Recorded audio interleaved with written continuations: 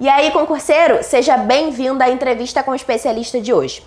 A gente sabe que é muito importante você ter um domínio aí do edital do concurso que você vai fazer, estudar todo aquele conteúdo programático, mas para poder te ajudar nesse processo, para poder tornar um pouco mais fácil, é importante também que você tenha domínio de algumas técnicas de estudo e de memorização para poder tornar esse processo um pouco mais fácil. E é por isso que eu trouxe aqui a minha convidada de hoje, Aline Mendes, ela que é especialista em neurociência e em comportamento humano. Ela vai mostrar aqui para vocês, na prática, algumas técnicas de estudo que vão te ajudar nesse processo e também falar aqui algumas dicas de memorização. Seja bem-vinda, Aline. Muito obrigada pela sua participação. Obrigada, Yasmin. É um prazer para mim poder estar aqui falando sobre isso, porque ter uma técnica de estudo é realmente muito importante, principalmente para concurseiro, né, que tem muita matéria para estudar e às vezes pouco tempo. Então é um prazer estar aqui hoje. Eu acho que é importante a gente iniciar explicando para os concurseiros por que é tão importante ter uma técnica de estudo. Bem, primeiramente, porque quando você começa a estudar sem ter uma técnica, você passa muito tempo tentando se organizar e também pela questão de fixação do conteúdo. Quando você estuda sem técnica, você não consegue fixar o conteúdo tão bem quanto você conseguiria se você tivesse uma técnica pré-definida. Por que isso acontece? Porque a memória humana passa por um ciclo natural, né, de esquecimento, que é a curva de esquecimento. E o que acontece? Quando você vê uma informação e nunca mais entra em contato com ela, é como se a nossa memória fosse um computador. Se você vê aquela informação e nunca mais entra em contato com ela, a memória entende que aquilo ali não é importante para você, então ele pode liberar para ter espaço para outras coisas que são de fato importantes, que você usa mais. E se você está em contato toda hora com aquele conteúdo, a memória entende. O cérebro entende que aquilo é importante, então ele vai armazenar. Se você tem uma técnica para isso, você consegue se organizar melhor e voltar toda hora naquele conteúdo, né? Entendi. E como que o concurseiro pode ali identificar qual é a melhor técnica de estudo para ele? Porque eu sei que tem muita opção, né? Tem várias metodologias aí que ele pode aderir. Como que ele vai saber o que é melhor para ele? Então, eu acho que não existe a melhor técnica, né, que serve para todo mundo. Tem aquela que é melhor para você. E a gente só sabe disso testando. Porque tem gente que é mais visual, tem gente que é mais auditiva. Para as pessoas mais visuais, uma técnica legal são os mapas mentais. Para quem é mais auditivo, o que é legal é você lê o conteúdo, lê em voz alta, grava e depois fica escutando aquilo. Tô no caminho para o trabalho, tô ouvindo. Tô no caminho para o curso, tô ouvindo. E isso ela vai descobrir também testando, né? Se ela é mais visual, exatamente, se é mais auditiva. E você acha que é interessante essa pessoa ter 2, 3 técnicas de estudo?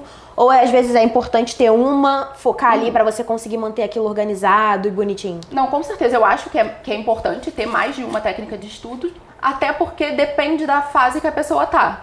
Por exemplo, se eu gosto de estudar por questões, mas eu tô começando a estudar agora, eu não sei o conteúdo. De que vai adiantar eu ficar fazendo questão se eu não tô com um conteúdo dominado, sabe? Eu vou ficar errando e vou acabar me desmotivando. Então depende muito da fase que você tá para você escolher a técnica que você vai usar. Algumas pessoas gostam de usar também variação de cor. Por exemplo, tá lendo um texto, ela grifa cada parte de uma cor específica, cada matéria ela usa uma cor. Como que isso ajuda na hora da rotina ali de estudos, também para melhorar a questão da retenção da informação? Então, isso ajuda principalmente aquelas pessoas que eu falei que são mais visuais, né? E por que ajuda? Porque quando você usa cores, elementos, desenhos, isso gera emoções positivas. Isso já é comprovado, já foram feitas várias pesquisas sobre isso que geram emoções positivas.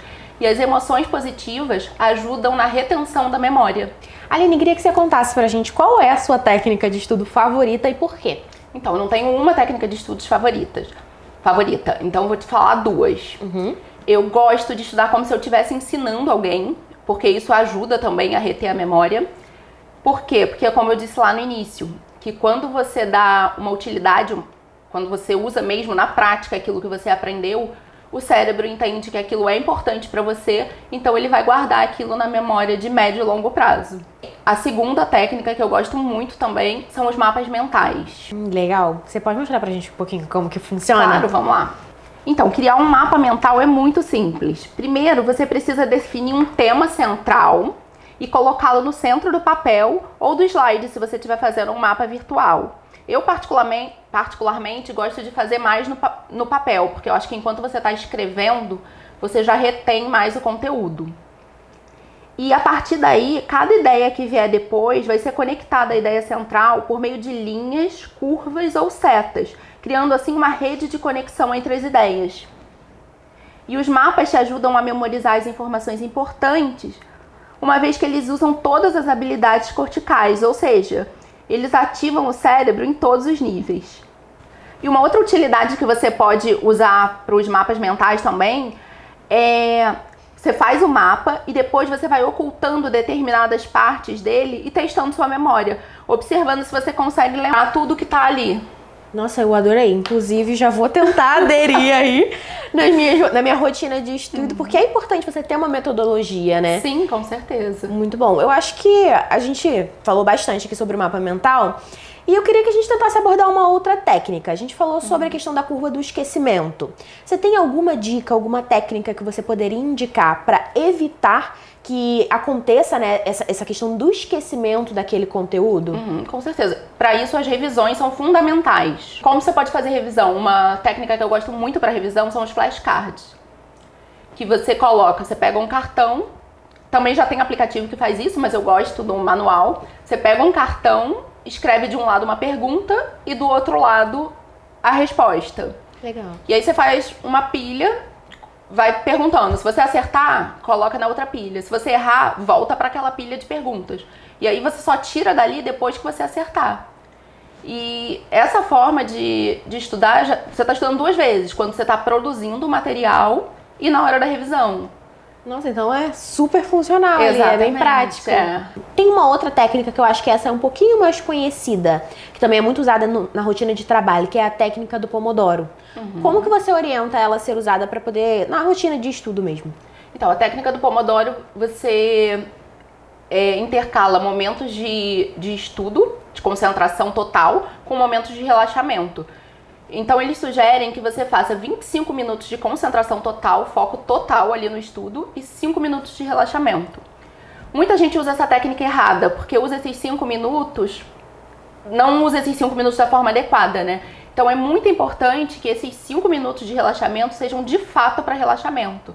Você pode usar para dar uma alongada no corpo, faz uma meditação, vai conversar com alguém, mas tira o foco total do estudo.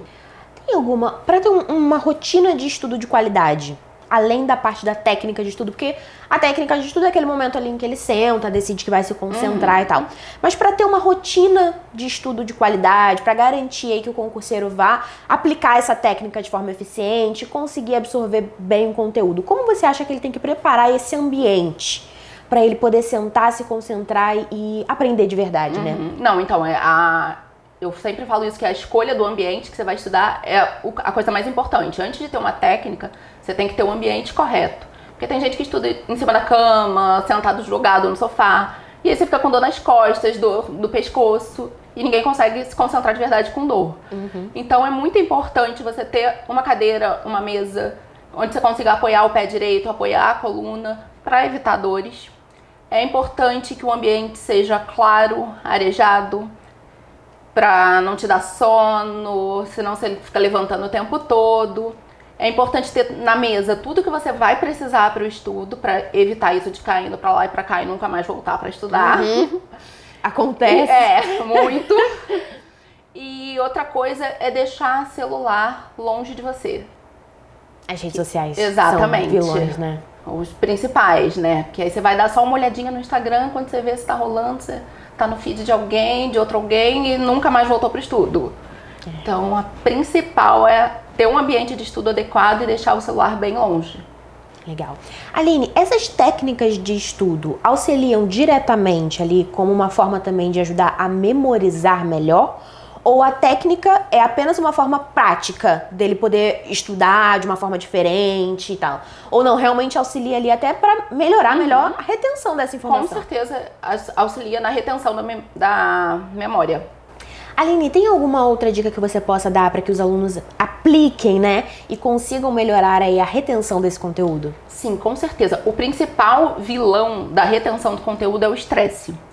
Quando a gente está estressado, e é muito comum isso acontecer quando você está estudando para concurso público, né? Porque geralmente é muita matéria e a gente sabe que tem muita gente que deixa para estudar depois que sai o edital, então o período é super curto e é normal ficar super estressado.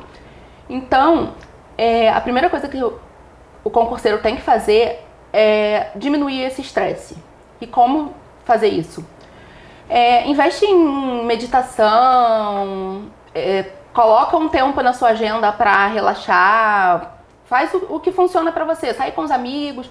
Não pode só ficar focado no estudo 100% do tempo. É claro que estudo é fundamental, mas não dá para ser só isso. É preciso ter esses momentos para você, para cuidar da sua saúde mental.